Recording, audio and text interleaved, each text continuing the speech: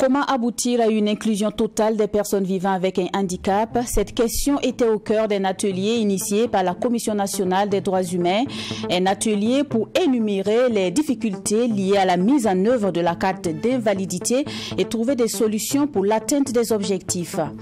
Et puis les contributions à l'effort de paix se poursuivent. Le ministère de l'Économie et des Finances a reçu des dons à hauteur de plus de 30 millions de francs CFA.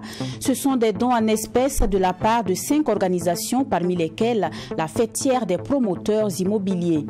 À partir du 1er janvier 2024, le reçu d'achat du casque sera une pièce obligatoire pour immatriculer les cyclomoteurs, les vélomoteurs et les motocyclistes au Burkina. Pour comprendre les dispositions prises par la DGTTM pour démasquer les cas de fraude, nous avons approché son directeur général, le colonel Kanou Koulibaly, que vous entendrez au cours de cette édition. Bonsoir à tous et merci de suivre le 20h de True TV. Alors que la carte d'invalidité offre des avantages aux personnes vivant avec un handicap, seulement 4,9% sont détentrices de ce document au Burkina, une tendance que la Commission nationale des droits humains souhaite renverser, ce qui a prévalu à un atelier pour réfléchir sur les difficultés qui entravent la mise en œuvre de la carte d'invalidité et de trouver des solutions pour le plein épanouissement des personnes vivant avec un handicap et garantir le respect de leurs droits et leur dignité. Reportage de Diasibouba. Pour assurer le plein épanouissement des personnes vivant avec un handicap et garantir le respect de leurs droits et de leur dignité, le Burkina Faso a institué la carte d'invalidité depuis 2010. Le pays a également ratifié des instruments juridiques au niveau régional et international. À titre illustratif, nous pouvons noter la ratification le 23 juillet 2009 de la Convention des Nations Unies relative aux droits des personnes handicapées, l'adoption de la loi 012 d'avril 2010 portant promotion, protection des droits des personnes handicapées et ses textes d'application, notamment le décret 2012-824 du 8 octobre 2012 portant conditions de délivrance de la carte d'invalidité en faveur des personnes handicapées. Malgré les dispositions prises pour améliorer les conditions de la personne vivant avec un handicap au Burkina, il ressort que seulement 4,9% des personnes vivant avec un handicap disposent d'une carte d'invalidité. Selon Gonta Alida Anjeda, présidente de la Commission nationale des droits humains, ce présent atelier consiste à réfléchir pour dégager des solutions pour l'atteinte de leurs objectifs. Il est opportun de faire un bilan de la mise en œuvre des différentes obligations et particulièrement de la carte d'invalidité et l'inclusion des personnes handicapées en milieu professionnel. La présente activité poursuit cet objectif général. De façon spécifique, au cours de cette journée de réflexion, il s'agira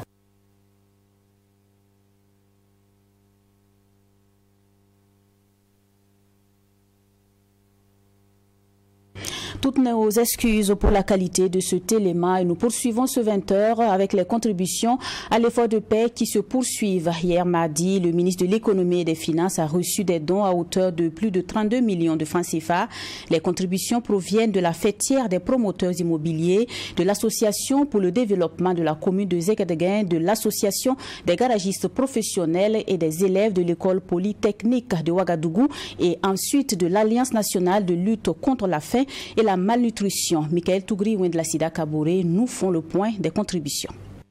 C'est un chèque de 30 millions que les promoteurs immobiliers du Burkina sont allés remettre au fonds de soutien patriotique en guise de soutien à la lutte contre le terrorisme. Ces opérateurs économiques, convaincus que le climat des affaires rime avec la sécurité, ont donc décidé de répondre à l'appel du président de la transition. L'association des ressortissants de la commune de Zenguetguin, à son tour, en remettant la modique somme de 1 million, apporte ainsi sa contribution à cette lutte. Le message reste le même pour les représentants des élèves ingénieurs de l'école polytechnique de Ouagadougou, de l'Alliance nationale de lutte contre la faim et la malnutrition et l'association des garagistes professionnels du Burkina qui ont aussi fait parler leur cœur en contribuant respectivement 369 000, 200 000 et 1 million de francs CFA. À en croire les donateurs du jour, la victoire contre l'ennemi ne peut se réaliser sans l'engagement de tous.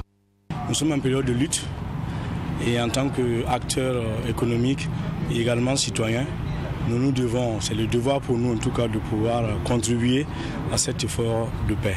Et nous sommes convaincus que l'importance vitale donc de la stabilité et de la sécurité pour justement notre nation et de ses habitants. Donc c'est fort de tout cela.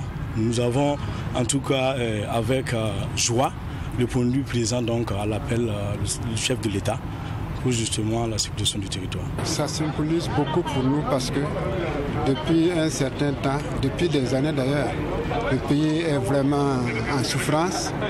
Et comme le président a demandé à ce que chacun mette sa main, même si nous ne pouvons pas aller sur le terrain tous, nous allons faire ce geste-là. C'est vraiment minime pour nous d'abord.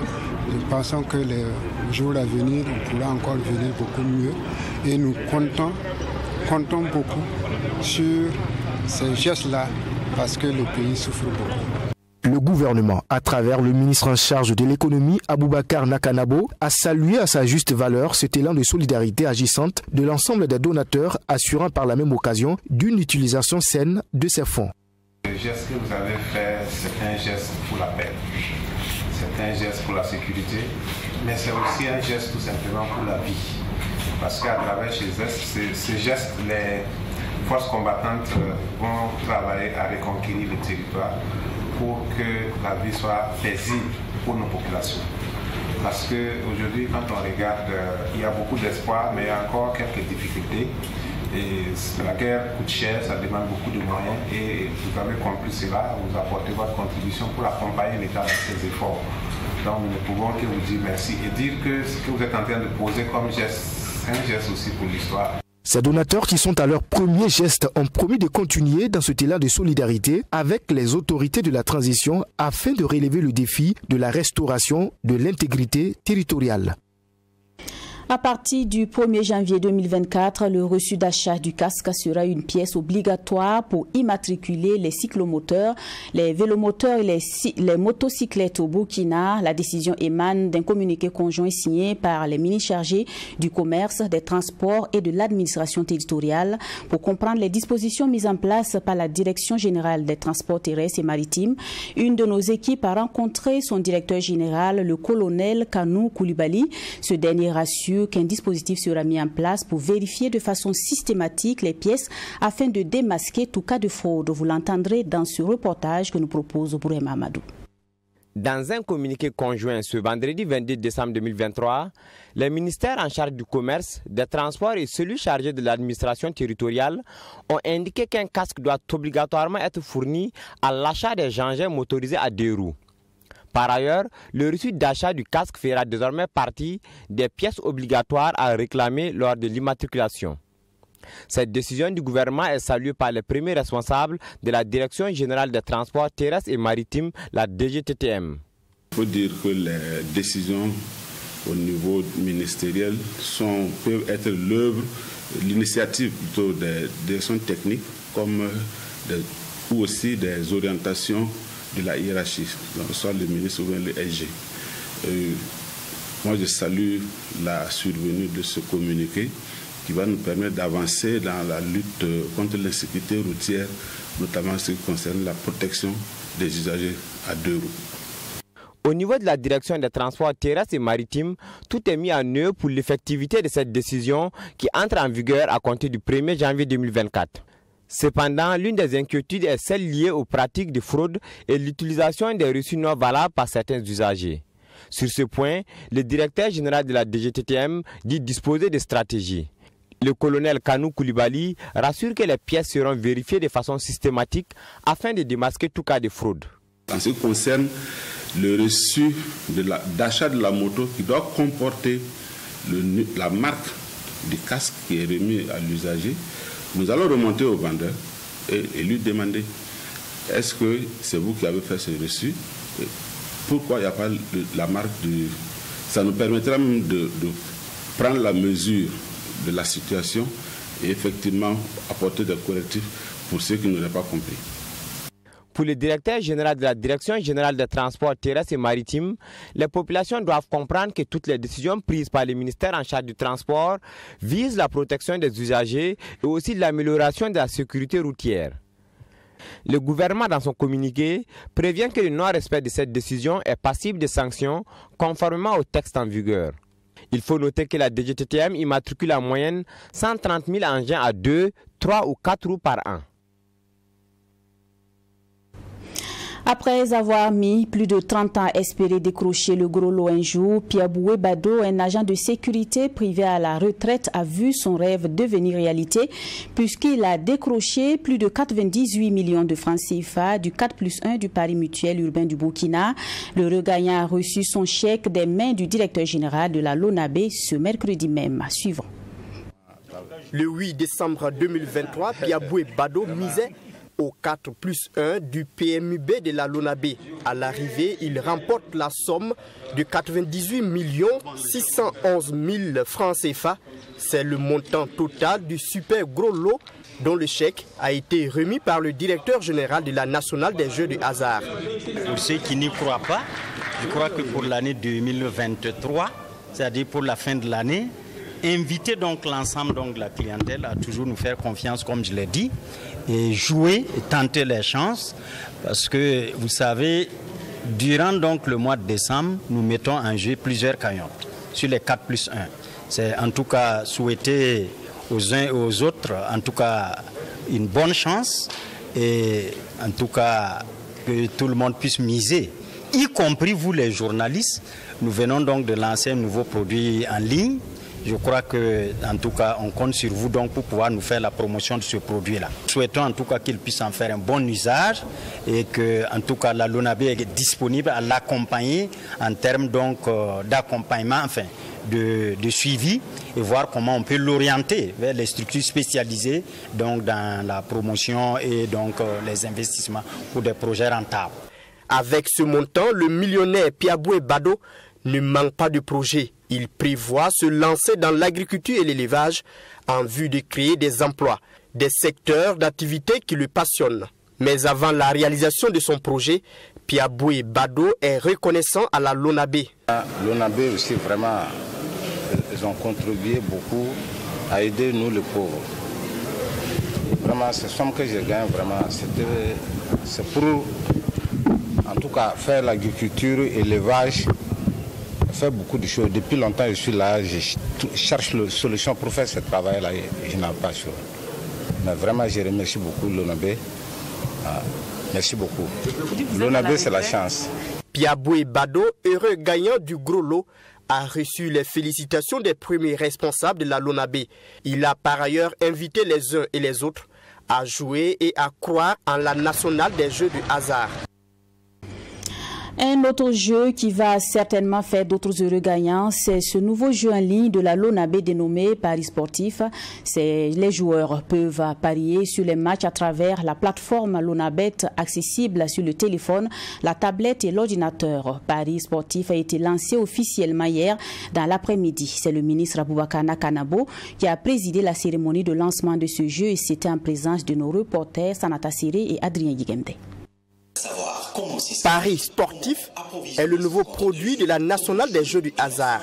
C'est un jeu d'argent qui se passe en ligne, permettant ainsi aux potentiels parieurs de jouer avec leur téléphone, leur tablette ou leur ordinateur. La plateforme sur laquelle il se joue est dénommée LONABET. Le jeu est basé sur la prédiction des résultats d'un événement sportif et permet de faire plusieurs types de paris dont le plus simple consiste à parier sur la victoire d'une équipe. Chaque pari a une cote qui permet aux joueurs de connaître à l'avance Le montant à gagner selon le directeur général de la Loterie nationale burkinabé. Le pari sportif est un produit dérivé de la gamme de Faso Paris dans l'architecture de marque de la LONABE. Ce serait un secret de polichinelle de dire aux amoureux des jeux en ligne que la plateforme du pari sportif de la LONABE est déjà disponible depuis le 14 juillet 2023. D'ores et déjà, l'engouement suscité par ce produit nous conforte dans notre démarche. L'événement qui nous réunit actuellement et qui sera gravé en lettres d'or dans les annales de l'histoire de la LONABE constitue l'aboutissement d'un processus qui a nécessité un travail collectif entrepris depuis quelques mois. À travers ce nouveau produit, la LONABE entend ainsi promouvoir le développement de l'action commerciale et booster ses ventes. Une innovation saluée à sa juste valeur par le ministre de l'Économie, des Finances et de la Prospective, patron de la cérémonie de lancement. Le lancement du nouveau produit en ligne de la LONABE dénommé les paris sportifs vient donc à point pour renforcer et diversifier l'offre de jeux, ce qui induira une amélioration substantielle de la performance de cette entité stratégique de notre pays. Au propos, je cite, « La meilleure façon de prédire l'avenir, c'est de le créer ». Fin de citation. En lançant les paris sportifs aujourd'hui, la LONABE réaffirme ses capacités d'adaptation, d'innovation et de professionnalisme et confirme sa position de leader dans le secteur des jeux de hasard au Burkina Faso. Au regard des avantages liés aux paris sportifs, notamment le large choix de sports de compétition, je formule le vœu que ce nouveau produit puisse être adopté par les clients afin qu'il ait tous les succès qu'on lui prédit dans l'avenir des jeux de hasard. À la date du 25 décembre 2023, la plateforme enregistrait environ 45 000 inscrits avec plus de 40 000 joueurs actifs. Paris sportif à travers la plateforme LONABE est disponible sur tout le territoire national. Nous sommes en période de froid, une période qui rime très souvent avec certaines maladies comme le rhume et la grippe. Les personnes souffrant de maladies dites des articulations se plaignent également. Existe-t-il un lien entre le froid et les douleurs articulaires? La rhumatologue Dr Aïda Abassir donne la réponse dans ce reportage signé Sanata Séré. De façon scientifique, il n'y a pas de lien entre froid et douleurs articulaires selon la rhumatologue Aïda Abassir. Même si pour beaucoup de patients souffrant de maladies articulaires et osseuses, la fraîcheur semble aggraver leur mal, la température n'a pas d'impact sur ces maladies. Toutefois, à en croire la spécialiste, le climat impose un changement d'habitude qui aggrave souvent certaines maladies en rhumatologie. Les douleurs articulaires, musculaires, tendineuses n'ont pas forcément de lien avec la saison qu'il fait.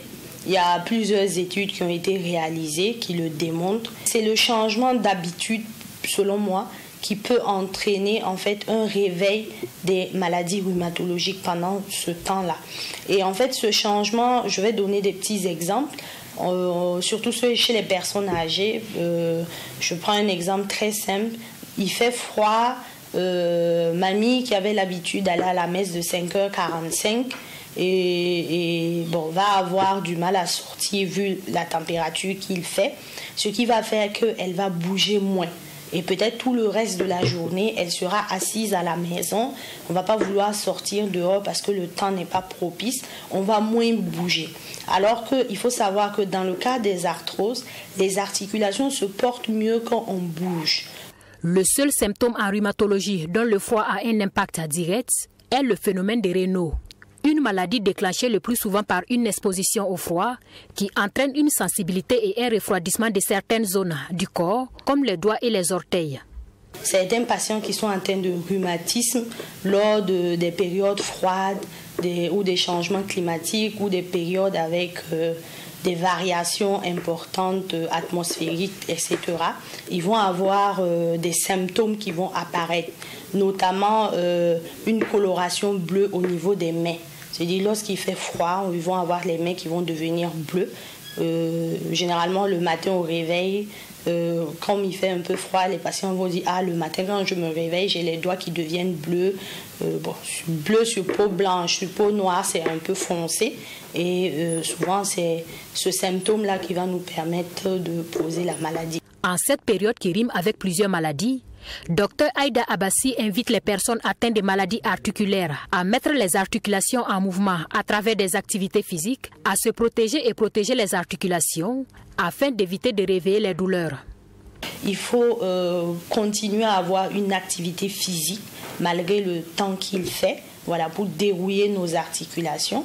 Nos patients qui ont des phénomènes de rénaux dans le cadre des maladies, ils sont au courant qu'il faut protéger les articulations, notamment les mains et les pieds, pour éviter que cette variation-là ne déclenche leurs symptômes.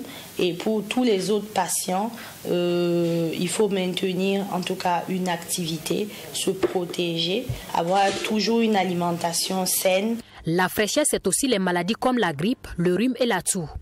Avec le froid, la muqueuse du nez est moins imperméable aux agents pathogènes, ce qui facilite l'entrée des virus.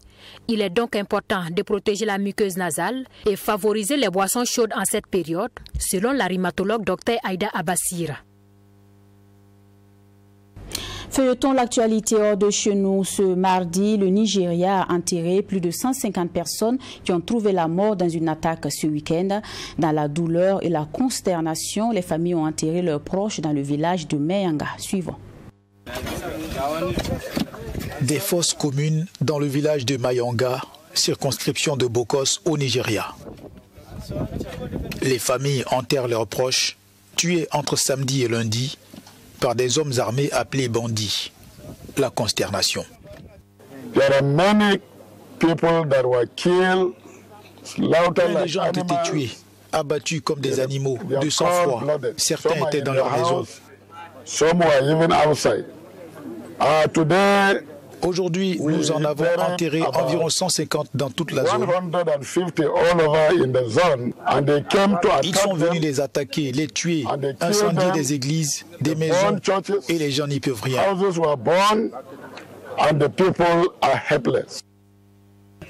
Des groupes armés ont ouvert le feu sur des villageois, faisant au moins 160 morts au cours d'une série d'attaques de Bokos à Barkin-Ladi, dans le centre du Nigeria. Je pensais que nous avions réussi à nous comprendre, que nous avions obtenu la paix sur le plateau, que nous avions commencé à nous féliciter. Mais l'œuvre du diable qui s'est produite à la veille de Noël ne s'explique pas, car elle n'est pas provoquée. Personne ici n'y a touché, personne. Personne ici n'a transporté des vaches de qui que ce soit. Et pourtant, jusqu'à 4 heures du matin, il y a eu 36 appels différents.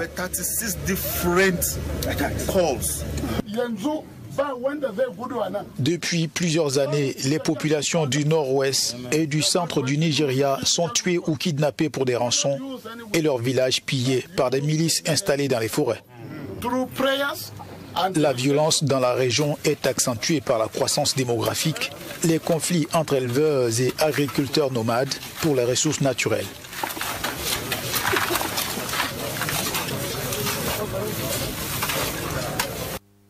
Pendant ce temps, la ville de Port-Soudan, affaiblie par la guerre, fait face à une épidémie de choléra avec plus de 8000 cas suspects en septembre, dont 224 décès. La maladie s'est propagée dans plus de 40 localités. La ville de Port-Soudan, sur la côte soudanaise de la mer Rouge, est confrontée à une épidémie de choléra, exacerbée par le manque de fournitures médicales et des médicaments. Dans ce dortoir universitaire qui accueillait les étudiants, près de 1000 personnes y ont trouvé refuge. Parmi les déplacés, Julie Adam qui a perdu l'une de ses filles il y a 1 mois de choléra. Mes enfants ont été infectés, mes 2 filles. Je les ai amenées à l'hôpital. L'une d'entre elles s'est rétablie, mais l'autre n'a pas été sauvée. Sa maladie était plus grave. C'était le choléra. Et elle est morte il y a 1 mois. De nombreuses familles partagent les locaux, mais selon Julia qui a quitté Khartoum, la propreté dans ces dortoirs laisse à désirer. Nous avons vraiment peur et nous travaillons sur la propreté, mais tout le monde n'est pas très enthousiaste. Il y a beaucoup de saleté derrière la maison. Je peux nettoyer devant chez moi et m'assurer que mes enfants se baignent, mais comme vous pouvez le constater, les mouches ne disparaîtront pas tant que l'endroit ne sera pas propre. Le docteur Hamlal Abdullah, directrice générale du secteur sanitaire de la province de la Mer Rouge au ministère de la Santé, indique que 2237 cas de choléra ont été recensés jusqu'à présent, principalement dans le district de Sawakin. Elle déplore un approvisionnement insuffisant de médicaments pour traiter les malades. Actuellement, 70% du système de santé soudanais est hors service en raison de la guerre et de la destruction des installations de soins de santé.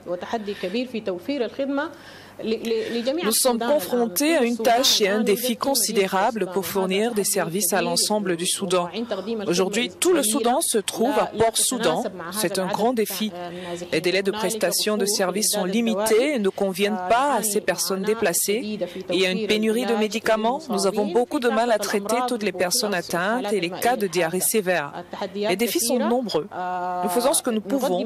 Nous espérons que les organisations internationales nous aideront davantage afin que nous puissions nous attaquer à ces infections et les contrôler. La guerre au Soudan a commencé à la mi-avril après des mois de tension entre le chef militaire, le général Abdel Fattah Burhan, et le commandant des forces de sécurité soudanaises, le général Mohamed Hamdan Dagalo. Et voilà qui met fin à ce journal. Merci de l'avoir suivi. Bonsoir.